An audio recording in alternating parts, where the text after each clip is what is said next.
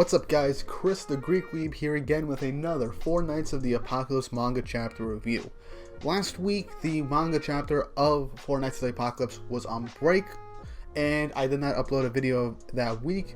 Sorry, I didn't upload anything that week. I had something planned, but I kind of procrastinated with it, so it happens to the best of us. But the chapters are back, and I'm here to give you guys my thoughts and opinions on what's going on right now.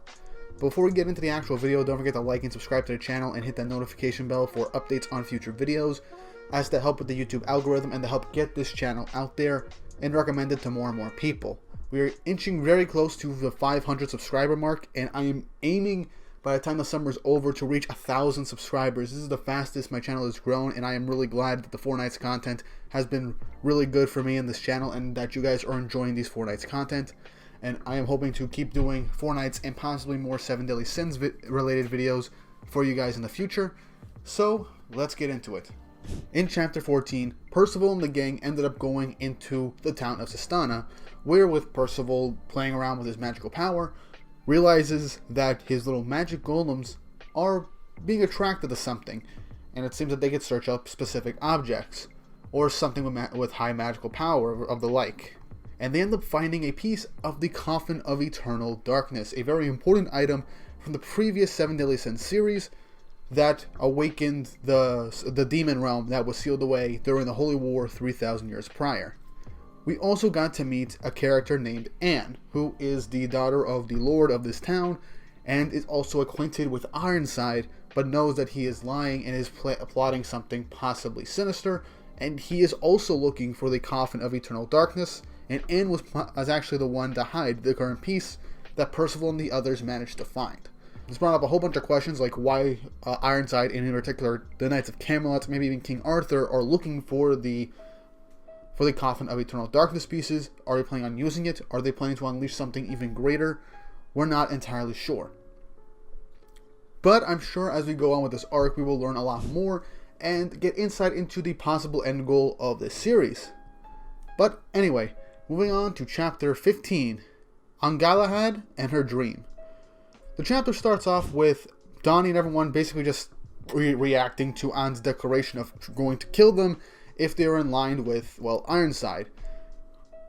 And everyone's like, why are you just going up to strangers and saying, I'll kill you? That isn't rude. What's the big idea? Nazians actually recognizes her, but before anyone can say anything, she says that, how did you just find it? It was buried in the ground, as she releases a rapier hidden within her umbrella and begins attacking them. Donnie tries to actually use his gravity manipulation powers to lift her in the air so they wouldn't have to fight her. She sweeps the leg and knocking Donnie on his back. As he tries to get up, Nazians is trying to convince her that they don't want to fight. She honestly thinks, in this moment, she believes that it's possibly because they don't want to fight a girl. And she begins to attack Nazians. He tries to defend himself without fighting, and she shows a lot of great talent with the rapier, and she knocks Nazians on his back. We know Nazians is pretty good with using his twin blades, and as she knocks him down, she asks if they're working for the Holy Knight. Percival is asking what she means, and she just says, no excuses, just give me what you have. As Percival, as the innocent person he is, just hands her the piece, just hands her the artifact, much to her surprise. As she then grabs it, and is like, it begins to think, why would you do it? Why would you do this? As Percival has explained that he really just found this out of pure coincidence, she begins to think that everyone has lies. The Nazian is calm and composed, but he's got a secret. Donnie also has lies, as you get to see that she sees them with some black fog covering them, just like she did with Ironside, as they have hidden sides to them. But as she looks at Percival saying that you also have a hidden side to you, and she realizes there is nothing fake about Percival. He is just honest and good, and that is just hilarious because that's the kind of character he was raised to be and the kind of character he is. So, much to her shock, Percival is literally just, yeah, these guys found him, and he reveals his magic golems, as she is like taken aback by all this, but probably because of the magic golems, and also because Percival literally is not lying to her and is just being genuinely honest and just a kind, compassionate person to her. Possibly the first time she's actually met someone who actually, well, has been honest to her from the very beginning. Someone that she can't just see through as lying, which this could possibly be a magical power, or maybe she can just take up on slight hints of people lying. This is honestly something very interesting and could come in handy in the future if she chooses to join their party, which I honestly believe she might in the future. So as she's taken aback by Percival's just kind of good nature, everyone's wondering. Sin asks the question what holy night she was talking about, and as she reacts to Sin talking, her maid actually approaches her and asks that she should return to the mansion, as her father is angry with her and that the ball will begin soon.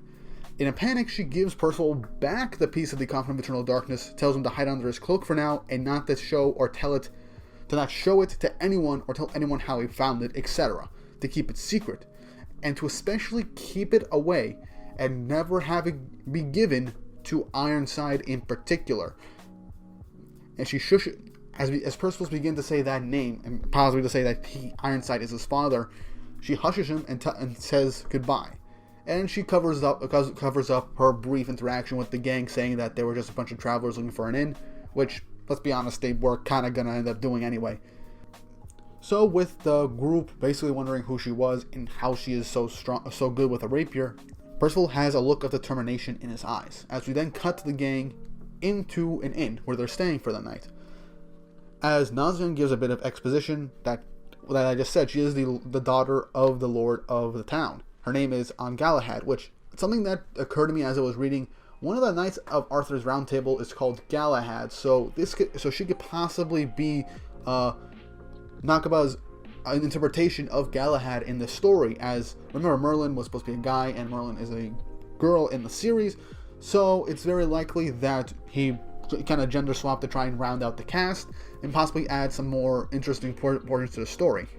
I could be wrong, but just remove Anne and the name is just Galahad. So yeah, and who knows, maybe she might actually end up being one of the Four Knights of the Apocalypse.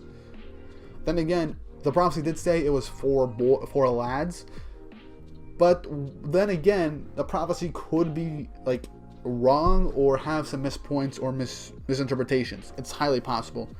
But either way, as they go on, Sin does end up saying that he's never seen this before. Basically giving the exposition that it's a piece of a Coffin of Eternal Darkness, and it is a legend item crafted by a giant. Made by the giant craftsman, which we will most likely get to see in the new Seven Deadly Sins movie. Just thought I would mention that because he was said to be a talented giant craftsman, so I believe he was probably the one to be part of the crafting of the Coffin of Eternal Darkness. As Sin basically says, it's a legendary artifact created by a giant. Don is like, how much can we sell it for? As Nazian then goes to Percival and basically asks what's wrong, because he's been very quiet. Percival then says, again with determination in his eye, that he's going to find Ironside. And the way she spoke, she realizes that the way An spoke, it gave him the interpretation that he's probably coming to the town very soon. Sin asks what he's going to do once he sees him. He's going to ask him about his grandfather, obviously. But Sin asks the very important question that we all have probably been wondering since his last meeting with Ironside and since he has awakened his magical power. Can he actually beat him? Because judging by how things are going to go and how strong Ironside man actually is, a bunch of innocent people are probably going to get caught in the crossfire, similar to his fight with Pelgard. I mean, Pelgard, judging by his character, he didn't mean to get anyone caught up in the fight. He just wanted it to be him, Percival. But Ironside, he doesn't seem to have that code of honor or ethics, so I don't think he'd be above putting innocent people in danger if he meant taking down Percival and getting what he's looking for. Percival gets quiet again, as then Sin just says they should probably first figure out if this thing is actually real, and also asks, can he really avenge his grandfather with his power, as well as why Ironside is looking for the coffin. Sin then says, we got time to kill to figure out all that first. So as Sin is basically saying, we got time to figure all this out first, so let's take it easy and try and plan things out. We cut back to the manor as An's father is basically enraged and yelling at her for leaving the castle and telling her not to leave the castle at all because apparently some great disaster is about to befall the town. An tries to convince her father that Ironside has just been telling lies to him this entire time and that he's not to be trusted, and asks why he trusts Ironside to begin with. he silences her it seems like he's also slightly not just angry but also a little scared, and just tells her to listen to him. She's still a child and she just needs to listen and be quiet. She states that she's 16, so another character who's the same age as Percival, so I like how we're getting a multitude of characters who are the same age as Percival as he's meeting them and is on his journey. So that's just hilarious. And she says, "You know about the power I've got," and that her mother basically called it a gift from God.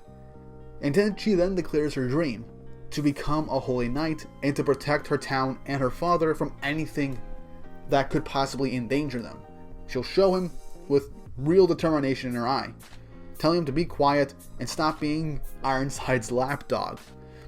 As her father just slaps her, saying that it's just insolence, as then he is called away, saying as something is about to happen, leaving on in her room, telling her not to leave. We then cut to later in the night as the townspeople are looking and seeing Ironside, who has just arrived in the town right next to the lord of the town, saying that something that since he's here, something important must be going on. As Ironside basically proclaims to the town that there is a big threat to their town, but he knows how to stop it. As everyone's just panicking and being like, "A threat? What's this? What is this?" But he's offering a solution, so we can actually avoid this. Let's listen to what he says. As Percival and the game are actually looking over from the houses, from the top of a rooftop nearby, looking right at Ironside. Ironside then opens up the briefcase that he has, and it's the rest of the Coffin of Eternal Darkness, only missing the one piece that Percival has. Now, when the coffin was introduced last chapter, I was thinking that maybe the series would be like more of a MacGuffin-based storyline, where as they find the rest of the Four Knights of the Apocalypse, they will also search all across Britannia for the rest of the pieces of the Coffin of Eternal Darkness. But turns out they're just missing one piece. So how is this going to play out? I'm not entirely sure. And I honestly am really curious as to what they're going to really use this for. It could have to do with what the beginning of the 70 Sins was like, when the intro from the anime was like, this is a time before the human and non-human realms were forever divided, so that might be something to do with it. As the gang are wondering what's going on, and are realizing that the piece that Percival has is basically a perfect fit for what is missing, as Percival is looking over to Sin is scared and infuriating, saying that if he completes it, it'll be hell on earth. As the chapter ends. Now, this was an insane chapter. I can't lie. This was a really good chapter. Nice exposition. Good world building in the sense that we could possibly see more of what Ironside and the Holy Knights are going to be up to.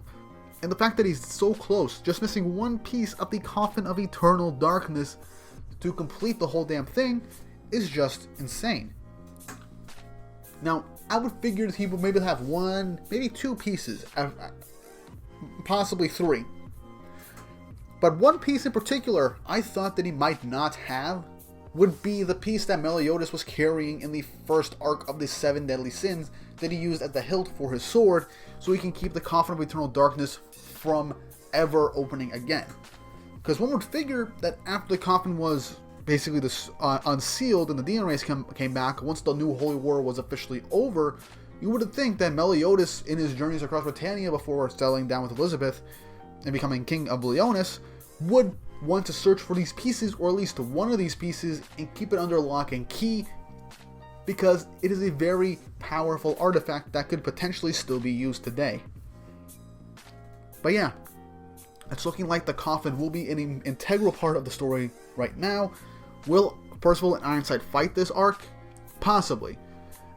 Or will they just hold off for this fight to be at the very end, so that they could potentially get away with some outside interference? I'm not entirely sure. All we know is, right now, the main priority of the gang is this one thing: to get the piece of Coffin of Eternal Darkness away from Sistana, and since they're already heading to Leonis, give this piece to Meliodas, who I presume is still king, because it's only been 16 years, so that he can put it under lock and key.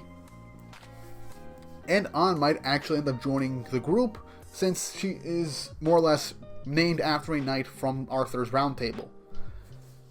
But yeah, I'm very curious to see how this arc is going to play out, because last arc in the Echo Gorge was honestly really good. We got a new cast member, and we got more insight into how the Holy Knights of Camelot operate.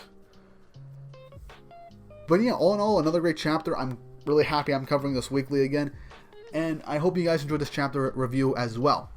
Again, if you like this video and these manga chapter reviews, leave a like and subscribe to the channel. Hit the notification bell for updates on future videos to be up to date.